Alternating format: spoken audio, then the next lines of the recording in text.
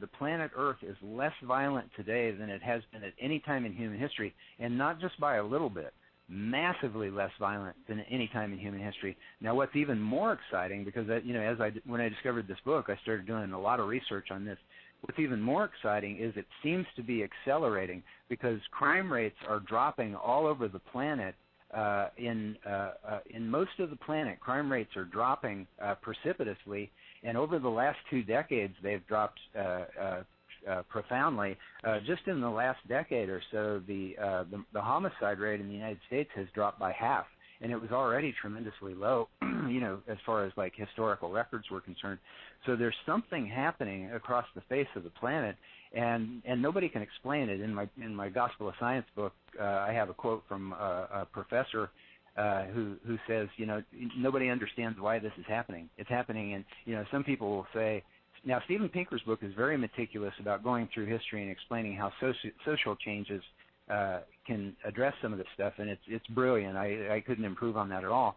But coming from the mind-body meditative angle and knowing what I know about the mind-body meditative practices and the effects that they have, the changing effects in the brain where they cause people to become more, their brains to become larger in the empathy and compassion areas and smaller in the fear and stress parts.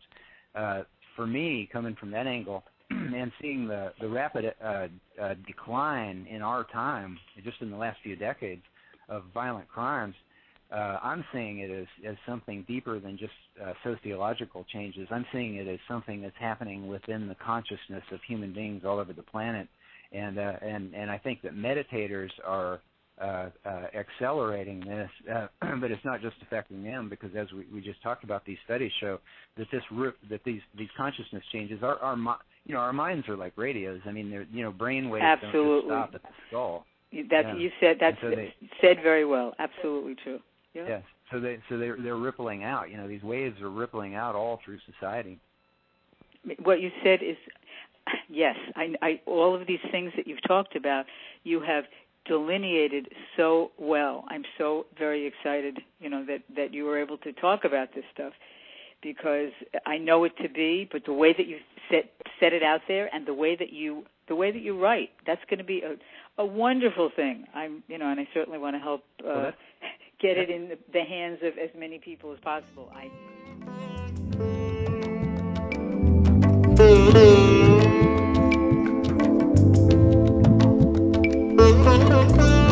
You may know that I believe that we start out doing these body-mind disciplines for our own reasons, like the what's in it for me principle. And I'm not saying that's bad. I'm just saying that that it is, whether it's stress or whether it's I want to beautify my skin, or whether it's I want to meet somebody in Tai Chi class, or whatever it is, or it could be stop the neck pain. But once we come out on the other side, once we have gathered some understanding of this kind of discipline, once we have gathered some strength and stability through this learning process, then I believe we can decide to direct ourselves to take some kind of action, a global action, something that's not just, just about me. I want to get better. I want to do personal development. Me. I believe that, yes, that may be our habit, but I do believe that because of the massive change or the elevation that we get from doing this stuff, we get ready, we get positioned to take some kind of action for world benefit. Right. So can you comment? This is my, and I think people are in line to make some type of peacemaking action or some kind of conflict resolution action. Please comment on that. Well, I've actually been working on a new book for years, and I'm just a few months away from finishing it. It's called The Gospel of Science. And the way that the book opens is I remember many years ago when I was about, 6, 7 years old or something like that. And I was sitting in my Bible school class. My parents went to the Lutheran church, and so one summer I always liked Bible school because they gave us cookies and Kool-Aid. And so I remember I was sitting there in Bible school, and I was looking outside at the blue Kansas sky and those big puffy herds of those big puffy clouds going across the sky. And And I remember hearing the teacher say that the gospel meant the good news, that it was good news. That's what it literally means. Right. And that really caught my attention because, who doesn't want to hear good news, right? Yeah. And so then my book, The Gospel of Science, it genesis from this, and it paints a picture of the future which runs quite counter to the way that we've been acculturated to think of the future. An alarming number of people think that the future is very dismal. But the concept and the premise of my book is that it's extremely exciting, and what I explained in there is that this good news is actually coming from science, and the science that I've been discovering over the last couple of decades is amazingly similar to the same good news that I was getting in my Sunday school classes and Bible school classes, more than you would ever think. And so I'll explain what I'm talking about here. What's happening is that mind-body practices and meditative practices are expanding across the planet at an earth-shattering speed. ABC World News reported that 40% of Americans had turned to alternative and complementary medicine, and primarily meditation. Now, what's significant about that is that over the last decades, I've immersed myself in collecting research, like you mentioned before, about mind-body practices and consciousness, and it's extremely exciting. What they've found in studies is that when people practice meditation on a regular basis, and when I say meditation, I'm talking about going into the brainwave alpha state, the alpha state brainwave state. That's indicative of a meditative state. There's a lot of different meditative ways to get there, but the way that you know that you're there is when the brain goes into the alpha wave state, and it's that state where you kind of surrender and you start to kind of drift and lose your sense of self. You don't stay there all the time when you're meditating, but you drift into it from time to time. Right. And it has all these healing benefits. And so the reason it's spreading not only throughout the United States but around the planet so rapidly, because my global work with teachers all over the planet has shown me this is a global phenomenon. It's just not in the U.S. like ABC World News had reported. But what they're finding in this research is that most of the people are going to these mind-body meditative techniques because of health research, medical research that they're reading about it, and health issues. But the side effect that they're finding is that when people meditate on a regular basis, it increases the empathy and compassion parts of their brain. It actually physically increases the size of the empathy and compassion parts of the brain, and it shrinks the fear and stress parts of the brain. And so when people meditate, they're actually transforming themselves into more humane, empathetic, and compassionate beings. And that's what all the major religions of the world, that's the root of all the major religions of the world. Now, they can get distorted and twisted and bent in a lot of different ways, which they have from time to time. I mean, we have the Dark Ages and the Inquisitions and different things around the planet.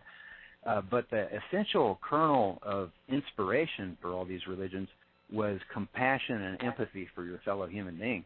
And so science is starting to spread meditative technologies around the planet at a mind-numbing, that's a poor word, but that's great. I love it. Incredibly accelerated, yeah, an accelerated pace. And what's happening is hundreds of millions of people around the planet are growing the empathy and compassion parts of their brain and shrinking the fear, stress parts of their brain. And so what we're talking about is we are talking about a global transformation that is more massive and altering than anything in history. The advent of democratic society, the advent of the nuclear age, anything, because we're talking about a mass of people around the planet that are starting to see the world in a whole new way, and at a time when it's most absolutely needed, because the population of the planet's quadrupled in our lifetime. No generation in the history of humanity has incurred the kind of stress that we're incurring as the planet gets more crowded, and so that's driving people more to meditation too. That stress, and what the meditation effect is it's changing our brain function in a way so that we are able to connect with other human beings in a more empathetic and compassionate way at a time when it absolutely most needed in the whole history of the human race. I think it's really amazing when you start to think about this, because this stuff really just started to spread planet-wide when the Beatles went to hang out with the Maharishi in India. That's really the spark that that was it. set a lot of absolutely. this in motion. So where we're going to be in 20 years is going to depend on the synaptic electrical firing that's going on within human consciousness right now. And so as mind-body tools are expanded across the planet through corporate wellness and through healthcare and everything, what's happening is that there's epiphanies, there's these awakenings that are starting to bubble through the consciousness of individual minds all over the planet. And now what's exciting about that, beyond that, is that I did a presentation for Folsom Prison, maximum security prison, the one that Johnny Cash played at in California. Yeah. And when I went there, I thought that I was going to be introducing them to Tai Chi and Qigong meditation. But that wasn't the case. Judith Trethway and an inmate there named Jim, they had actually started a Tai Chi Cha program 2 years before. So they'd been practicing mind-body meditation for 2 years. And so when I went through all the slamming steel doors, and it gets pretty intense. And you have to sign a waiver saying if you get taken as a hostage, they won't negotiate for your release. Right. So anyway, I got all the way into the middle of the prison, and there's a chapel in the middle of the prison, and I walked in there, and in the prison it's all segregated. It's like whites hang out with whites, blacks hang out with blacks, Hispanics hang out with Hispanics, and there's a lot of conflicts that happen between those groups. Yeah. And you have to go in. Like if you're white, you got to hang out with white guys, even if you don't. Even if you're an egalitarian human being, if you want to survive, you got to do that. Right. But when I got into the chapel where the Tai Chi Qigong meditation group was, it was all integrated. There were Native Americans in there were Hispanics, there were blacks, there were whites, there was everything. Excellent. And they were all doing. Yeah, they were all flowing through these Tai Chi Cha, and some of them were sitting in the pews and they were meditating, And I found out they'd been doing this for 2 years. And this inmate named Jim, after it was over, I started talking to him, and I communicated with him for quite a while after that. And he had kept statistics over these 2 years. And what they found was that not only did the recidivism rate and the behavioral incident rate improve dramatically for the people in the Tai Chi and Qigong meditation group, but they improved for the whole prison over these 2 years. Right. And so that jived with other research that I'd been collecting. There was a fairly well-known study in Washington, D.C., where the TM Foundation had brought in meditators.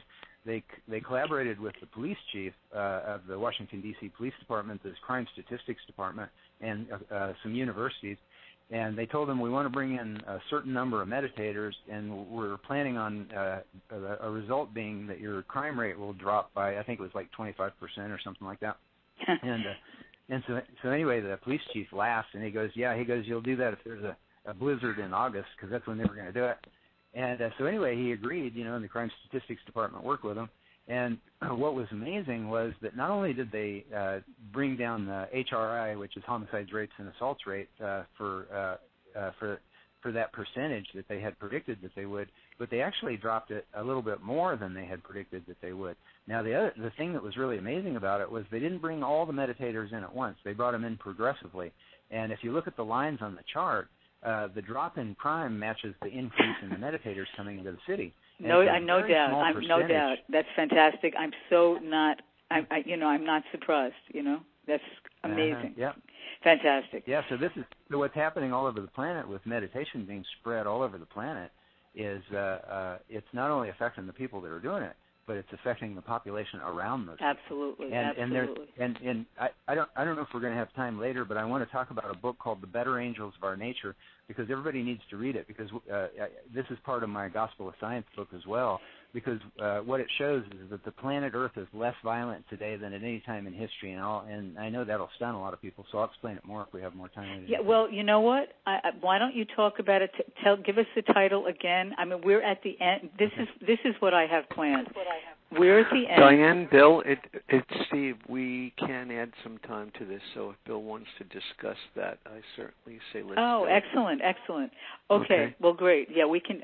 I have just my ending and some questions that people have given to me. So please give us the name of that book again and talk about it. Okay. Yeah, it's called The Better Angels. It's called The Better Angels of Our Nature by Steven Pinker. Steven Pinker is a Harvard psychologist, and what he did is it's a huge book, but I highly recommend it. It'll change the way you see the world.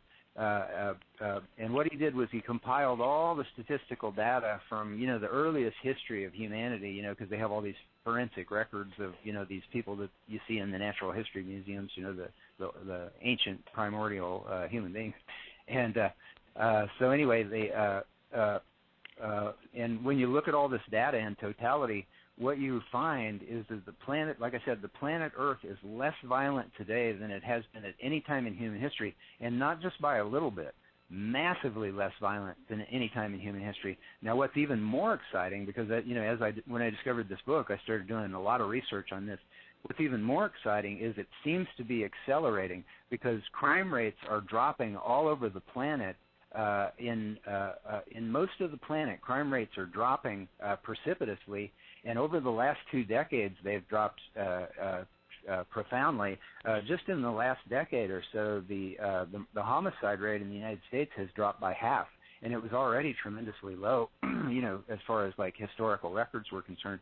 So there's something happening across the face of the planet, and nobody can explain it. In my Gospel of Science book, I have a quote from a professor who says, nobody understands why this is happening. It's happening, and some people will say.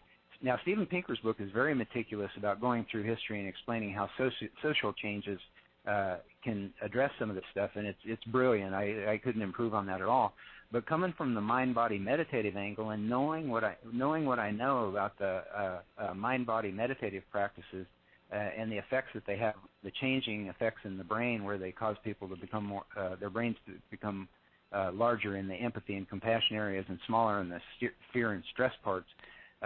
For me, coming from that angle and seeing the rapid decline in our time, just in the last few decades, of violent crimes, I'm seeing it as something deeper than just sociological changes. I'm seeing it as something that's happening within the consciousness of human beings all over the planet, and I think that meditators are accelerating this, but it's not just affecting them, because as we just talked about, these studies show that these consciousness changes our minds are like radios. I mean, they're brain waves don't just stop at the skull. You said said very well. Absolutely true. Yeah. Yes. So they're rippling out. These waves are rippling out all through society. What you said is, yes. I all of these things that you've talked about, you have delineated so well. I'm so very excited, that you were able to talk about this stuff, because I know it to be, but the way that you set it out there, and the way that you write, that's going to be a wonderful thing. And I certainly want to help get it in the hands of as many people as possible.